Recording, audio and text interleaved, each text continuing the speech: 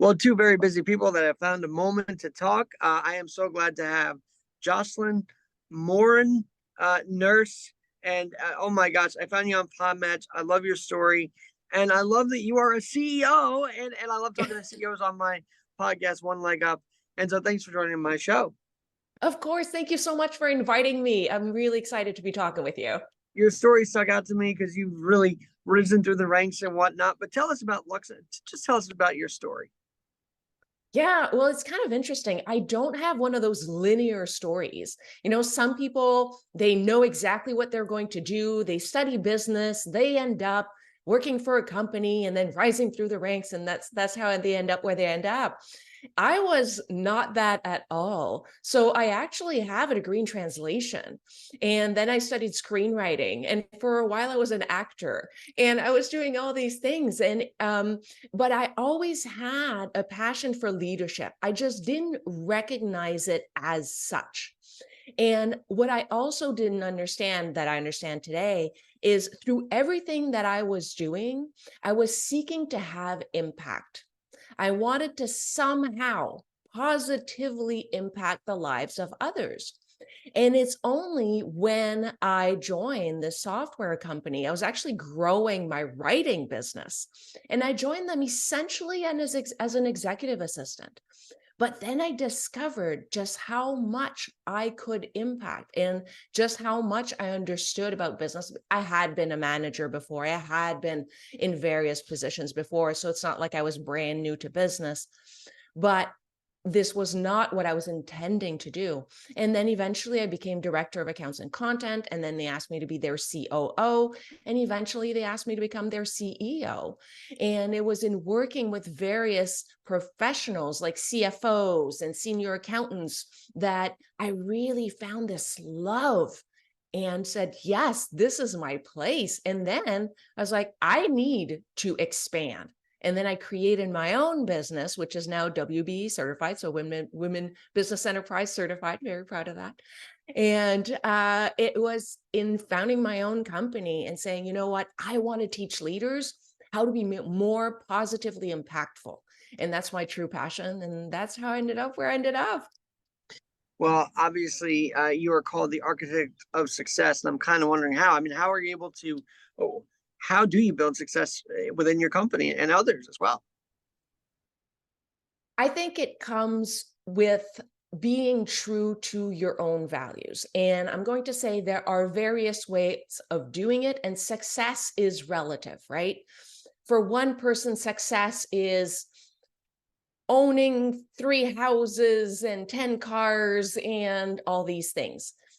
For me, success, and why I was given that, why I was called that, it was to make a business profitable, helping it grow while still being respectful of individuals. So it's building a business that is all about profits and people. Because if we focus too much, in my opinion, and again, that's it varies from one person to the other, but just for me, it's about how do we ensure that we have a business that is financially successful so that we can create an environment that is going to empower individuals and lead them to be like the next generation of leaders, positive leaders. I know you're very excited to be Women Business Owned certified as well, but what's it mean to be a CEO? I mean, is there a special feeling that comes with the title? I got to ask that. It's interesting because some people really, I'm going to say, build their identity around those 3 letters. For me, it's a sense of accomplishment for sure. I've worked very, very hard. I've given a lot of myself, and it reflects the level of responsibility that I have. And that does come with a lot of stressors, and it does come with a lot of sleepless nights. And at the same time, it's the level of impact that I'm able to have. So I'm very, very proud, of course, of everything that I've achieved and how I got myself there. but I'm particularly proud that I didn't get myself there by stepping on other people. I didn't get myself there by backstabbing or manipulating or doing all these things. No, I got there by being true to my own values, which is be myself. So be authentic, genuinely care about people, and find that balance between the organizational needs and the people needs. Because there are people who focus too much on the people needs, and then the business just falls apart. So if you don't have a revenue generating business that you are sustaining, then you can't do anything for the people. So it's really understanding that it's not about greed. Well, that's and you sound like you're a people person in your everyday life, and it shows. And then you have this other whole thing with the coaching. So how do you combine the software with the coaching? Is there a combination? Do you keep them separate or what? I keep them separate. Gotta have to. Okay. It's really breaking out the calendar and saying, okay, these are my core CEO hours at the software company, and this is when I do the coaching and leadership and team training and all those things. But they do feed into each other in the sense that the experience that I gain bleed into what I teach. And I have a podcast. And so on YouTube, I put out videos every other week. And we're on leadership and team training. And I was going to say sometimes, okay, no, a lot of the times, Okay. it's inspired by my own frustrations, things that I'm like, I don't even know what to do right now. You know what? This would be a good episode because I'm struggling with this right now. So let's do an episode on what could I do to deal with these things. You know what I love about that is that I sort of use this as the same tool. It's like if I have things on my mind, I just dump it on the podcast. I call it emptying the cranial because this helps. You know what I mean? Exactly. Well, let me ask you this because with the coaching group, I feel like, and as a leader yourself, I feel like you can impart a lot of that wisdom in your coaching world. So when we switch to the coaching side of things, right? Tell me about that part and giving your expertise as a CEO to those you coach. Over time, it evolved. And I think it has to do a lot with I'm going to say recent-ish events, right? The last few years and everything that's happened in terms of recession. Well, first of all, let's start with the Great Resignation and then the quiet quitting and then recession-like conditions and then what's been happening in the markets. So navigating all that has made me realize that as leaders, a lot of us we're burning out. And so I was like, okay, how do we prevent that? And so I kind of shifted a little bit. My coaching originally was more about how do you build a business and how do you understand your financials? And now I'm doing a lot more coaching on resilience. And it's resilience and agility in the sense that how can you, as a leader, become more resilient yourself so that you can navigate all these challenges with a lot more ease. It's never easy. I mean, if you have to lay someone off, and I know I've read on LinkedIn or wherever people posting like, oh, CEOs don't care. Maybe if it's a mega giant enterprise size company, maybe, but at our size, I definitely care. And when I have to lay someone off, it is painful. And it's like, how do I teach others to do that with more consideration, with more heart, I'm going to say? Because some will want to protect themselves and kind of build this thing and make it seem to the person that's being laid off that, oh, you don't care. But no, we do. But how do you find, again, that middle ground? How do you support them afterwards? So there's just a lot there. And just in part of what I do now with the resiliency coaching, it's also building agility in the business itself. And how do you do that as well? So that's more what I do now. I gotta ask you about the patience of a CEO because I feel like this movement of working from home has totally tried to overrun the actual be in the office space. And so how do you as a CEO, not only in your own world, deal with this, but tell others, hey, if an employee wants to work from home, is there a gentle way to say come back to the office, or is that a necessary thing in the people you deal with, or how's that fair? Well, for myself, I've been working fully remotely for what, 12 years now. So the in-person thing I find is less necessary, but I do understand that there are some positions that absolutely, if you're offering a service directly to the public, then yeah, you need somebody there to welcome that person. So for sure, there will be times when it is necessary. I would caution a leader to really examine why they want someone in the workplace. Because like I said, like the example I just gave, if you're actually physically providing a service to the public, you need someone there physically. So that's non-negotiable. But if you offer, let's say you have, I'm going to say, a writer project coordinator on the team. Okay, why is it that you want that person always in the office? Is it because as a leader, you haven't quite figured out how to lead a remote team?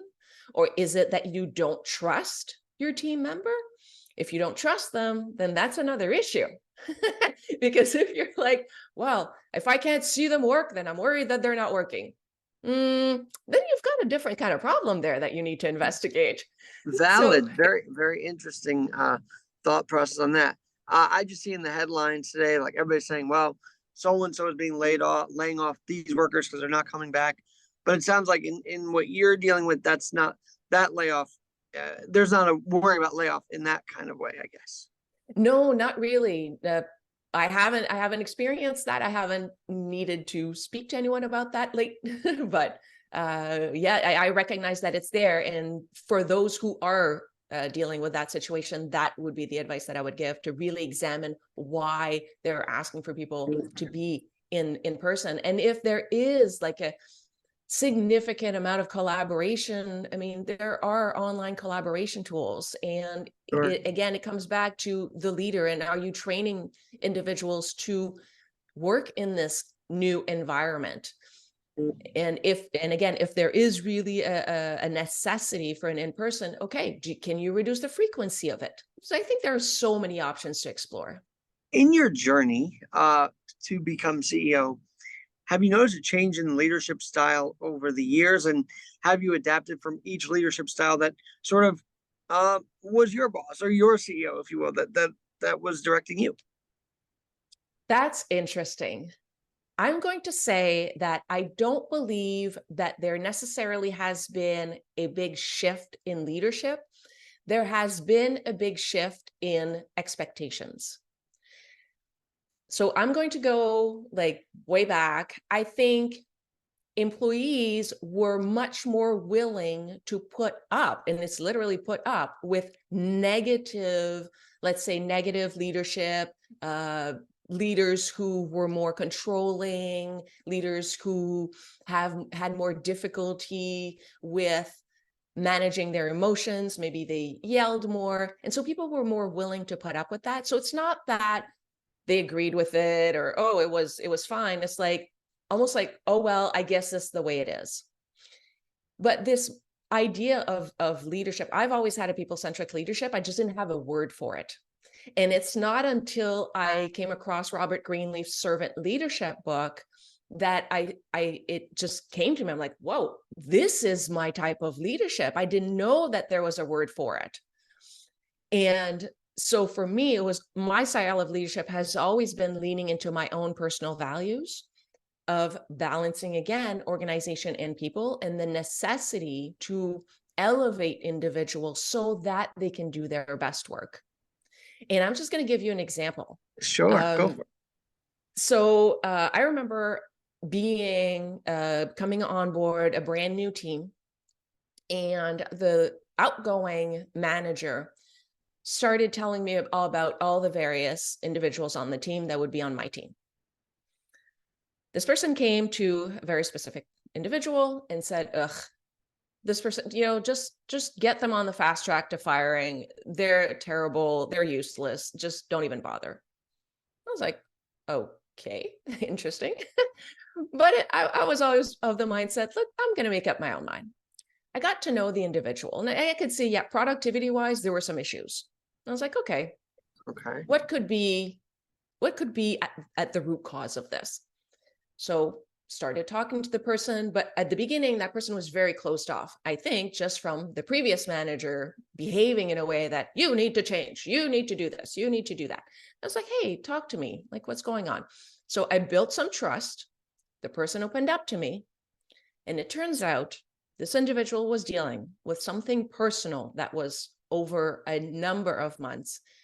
It was so significant that I don't even know how this person was able to function at work. And I went and I said, okay, you like, I can't, of course, recognizing the limits of what I am capable of doing. I said, you need to speak with a professional, like a licensed therapist, a psychiatrist, somebody who has the ability to help you navigate through this incredibly difficult time in your life. And in doing so, that person's productivity changed, because now it wasn't like you can't bring this insanely difficult thing that you're dealing with. You have to shut it off when you get to work. It's like, you can't do that. You're a human being dealing with this. I don't even know how you're doing this. And the whole thing changed, and the person changed, the relationship changed, and she became an amazing individual. I was working through my father's passing actually in April, and that was not easy, but because I was trying to balance work and keep the traditions my dad and I had for many years, it was quite an ordeal. But on that vein, I feel like, and I talk about this in the message I sent you to book you for this, that's when you knew you were a leader in your own right, right? Because I know that statement stood out to you, but I feel like that's the moment where you knew, hey, I could be a leader. I could do this at the CEO level. Yeah, absolutely. And first of all, my condolences. Sorry that you had to go through that. And I'm assuming that you got the support that you needed at the time as well, I'm hoping. Yeah, they were supportive of it. I mean, it felt like I had a few days to grieve, and then I had to go back to work, but I worked through it as much as I could. And, he was very involved with the radio place I work at. So it was just a whole big loss for everybody, actually. So, yeah. Oh, wow. but yeah, I've been working through it even today. They're just every day, I guess you'd say. So I keep pushing through, and I see where you're coming from too, is because how can we function as employees while going through this really catastrophic moment outside of work? Absolutely. And that's exactly it. And that's why I think, and coming back to the original question about the evolution of leadership, I think that this whole pandemic thing really got individuals to reevaluate their lives, reevaluate what matters. And coming back into the work world, it was like, you know what? I want to show up as my authentic self. I don't want to have to hide who I am or how I'm feeling and how things are going. And it pushed leaders to have to reevaluate their own leadership styles. And so, like, for me, because it's always been in my philosophy, it fit right in. But Do you ever go through leadership burnout, or do you coach people through that? that is very real. Leadership burnout is an absolute fact. And I actually frequently talk about the emotional journey of the leader, because if you want to be a true leader, you have to give a lot of energy, a lot of support, a lot of understanding, self-reflection. So you have to be able to manage the people side and also the organizational side, which requires a lot of strategic thinking. And there are a lot of different stressors, like with the recession right now impacting revenue, impacting clients, impacting all those other things. So how do you manage those two things? And depending on what you're dealing with, if you have, let's say, a board that's pushing for more profits, and then team members who are like, hey, everybody else is getting more flexibility, we need more flexibility too. And you can genuinely feel the squeeze. And so as leaders, we absolutely need to be able to resource ourselves. And so either that comes in the form of taking some time off, truly off. And that is really hard to do. I'm going to admit, as CEO, things are always on my mind. And it's one of the hardest things to turn off, like the 3 a.m. wake ups going, okay, okay, I need to look at this situation with this client because that's going to impact our revenue. Okay, I need to look at the numbers from the last quarter and figure out what we're going to do here. Okay, I need to, and those things, like for some reason, 3 a.m.'s the time for me anyway, where my brain goes, now's the time you need to think about these things. So, I know that I work a lot on doing meditation and all that stuff to try to calm the mind. And so it's important for leaders to find, first of all, how do you turn off that brain? How do you relax your body? Because we carry the stress in our bodies. And I know that for myself, it's frequently like the jaw or something gets really tight. So it's how do you carry it in your body and release that? And the emotional support. Leaders need to have someone to talk to, even if it's a best friend that they can vent to, but hopefully another group of leaders that they can just say, hey, I'm dealing with this thing and this is what's going on. And just even hearing, oh, wow, that sounds really tough. Or I know I'm going through the same thing. But the thing about the group, or try to find maybe some trusted friends that are at the same level or something like that, because what happens in a lot of groups, like on social, everything's fine, everything is rosy. Oh, you're dealing with problems, not me. Everything's perfect in my world. So try to find some people that you really trust that you can open up to so that they can truly, honestly support you, because leaders need that support. What about for the employee? Because sometimes the employee, as you say, view the CEO as sort of like tone deaf and everything like that. So how do you connect with your employees? What do? You have a one-on-one sit down with them weekly? And what is your advice to other CEOs to sit down with their employees and actually get to know them more? It depends on the size. If it's small, I would say up to maybe 14 employees, then I would say, yeah, do the one-on-ones. I'm not big on weekly one-on-ones. I'm more of a quarterly one-on-one. The reason being, I don't feel that we can accomplish enough from week to week, but it is important to have some kind of touch point, whether it's a team meeting, whether it's conversation in a Slack channel, but some kind of touch point. And keep an eye on unusual behaviors. Like if you see someone who normally is very chatty, who all of a sudden isn't, hey, okay, let's go and check in on that person. If you have larger teams, then at that point, you start delegating a lot of those things. Then you have supervisors, managers, directors, VPs, and then so there's a lot. Your direct sphere of influence is going to be smaller, but at the same time, I would say the same principles apply. So that quarterly one-on-one where I like to review, hey, we had these goals over the last quarter, and I always make sure to have professional goals and personal goals. And so people are like, why personal goals? It's like, well, because if the person is healthier physically, mentally, they're going to be better at work. They're going to be more involved, more engaged. So it matters. Great point. Great point. Talking with Jocelyne Morin-Nurse of Loxentus Coaching, and she's a great CEO. We just met today. I feel like I've known you for a little while now, actually, because we've been chatting up a bit. Now, let me ask you this, because I feel like the podcast space could be doing more for CEOs. This is why I created the podcast, and I want to bring more CEOs on, because I feel like there is good coming out of the top of any business, and we got to highlight that because it could inspire others that want to be CEOs as well and follow that kind of track. Yeah. I mean, could the podcast space be doing better for the CEOs out there? That's such a good point that you just brought up, because I was not chasing this because I thought that this was not for me in terms of personality. I'm a very authentic person. I have never chased titles. It was like, I don't define myself on that basis. And so I thought that, no, what's the point? That's not me. I'm going to do other things. But I think that, yes, what you just said, what podcasts could do by highlighting individuals in leadership, executive positions who genuinely are caring and responsible. Because like I said, it's easy to just be like, I only care about people. And then the whole business side just falls apart. But someone who understands both.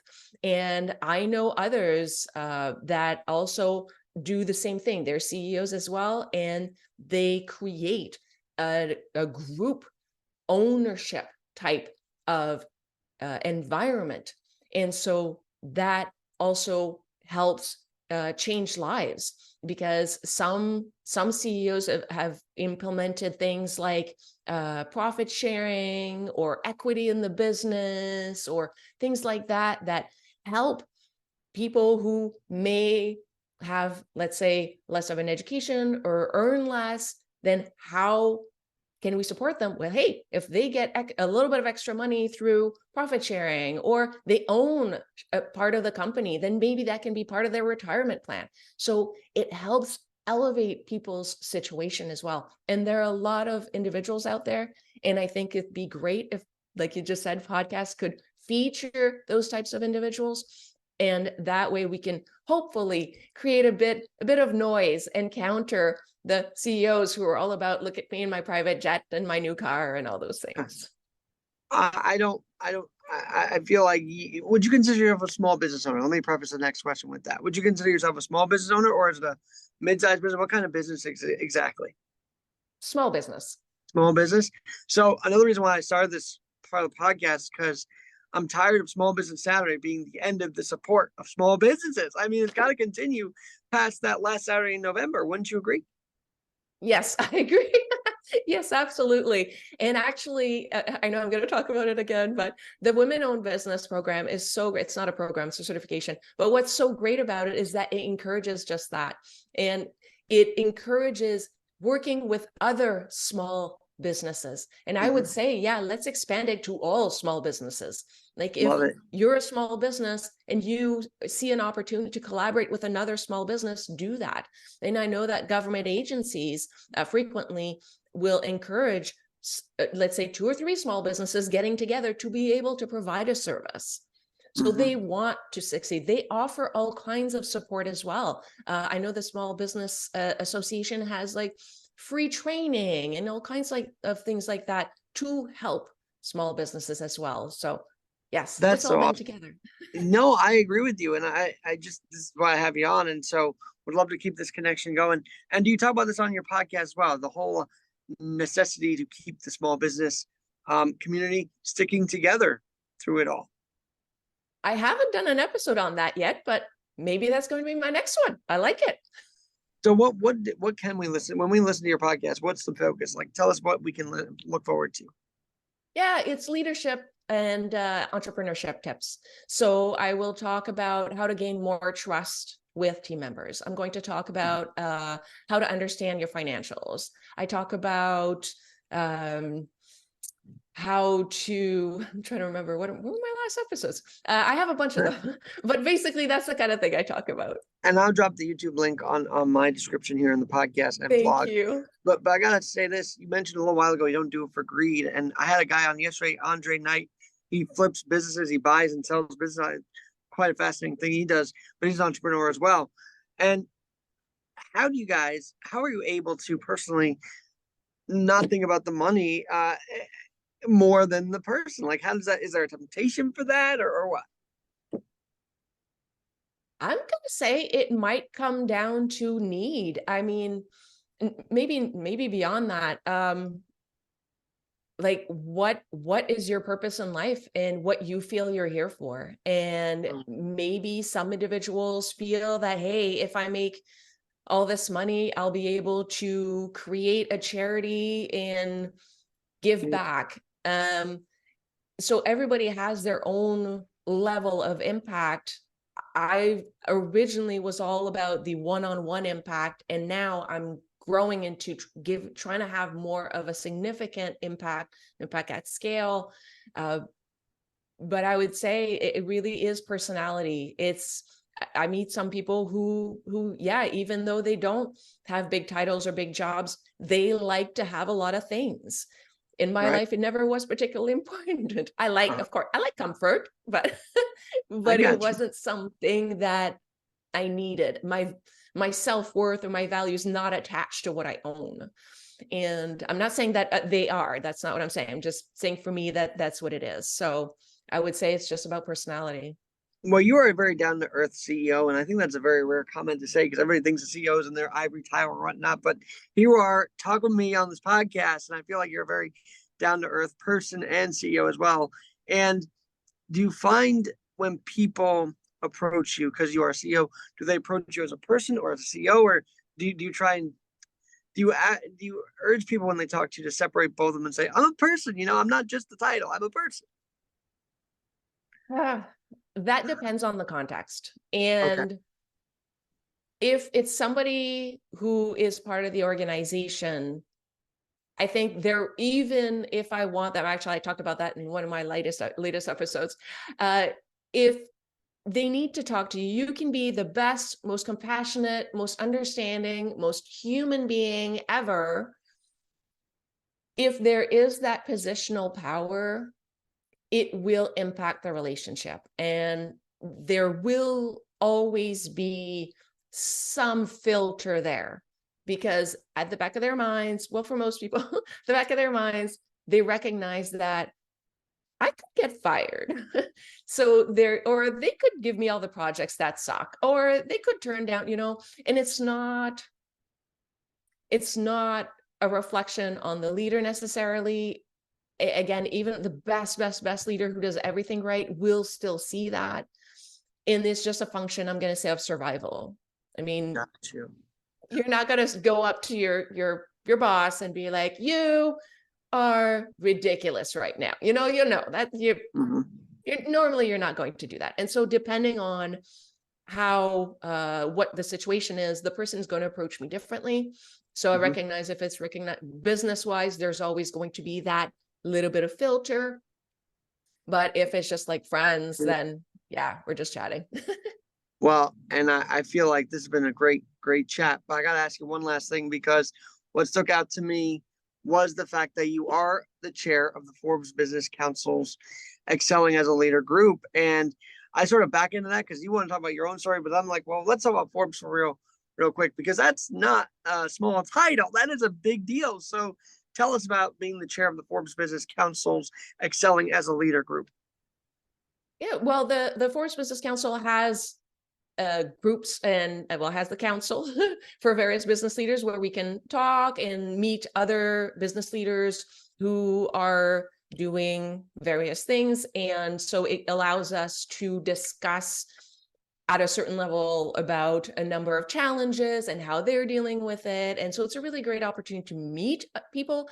And it's also given me the opportunity to do some training, because I also host these events through that as part of the group, and invite some incredible people. And even I learn from inviting these amazing individuals who complement my knowledge and teach these very accomplished leaders how to elevate their own skills. Do you ever do states in the city? Do you ever do things in New York City as well, or mainly where are they located? Well, right now they're all remotely. I know that the council is looking at experimenting with going back to some in-person events, but at this time, everything I do is remote. Well, thanks for joining me today. And I know you wear a lot of hats, but I think your baby is this coaching program. And so where can people find out about the coaching and just to get to talk to you? Maybe not so much as a CEO, but as a coach. I mean, in any level, really, where can people find you? I think the easiest way would be my website, which is Loxentus, LOXENTUS.com. But also I'm on LinkedIn, Jocelyne Morin-Nurse, and my YouTube channel. I would say get to know me a little bit. So watch my videos, see if it speaks to you. And then if it does, and you're finding yourself going, you know what, I really could use that support, then reach out and let's chat. Because I'm not one of those people who's like, I must close the deal in the call. It's like, no, it's like, let's talk. Let's see if I believe in my heart of hearts that I can actually support you and help you. And if I can, then let's talk. But, if not, then I'm just going to be like, hey, you know what? Let's see if I don't know someone else who could help you. Well, I'd love to have you back on, certainly maybe after Small Business Saturday, see how that fared for you and continue this conversation. That's awesome. Thank you so much for having me. This was a really great conversation. I appreciate it so much. That was Jocelyne Morin-Nurse of Loxentus Coaching on the Alex Garrett Podcast Network. Thanks so much. Thank you so much. This was really great. And actually, because you just mentioned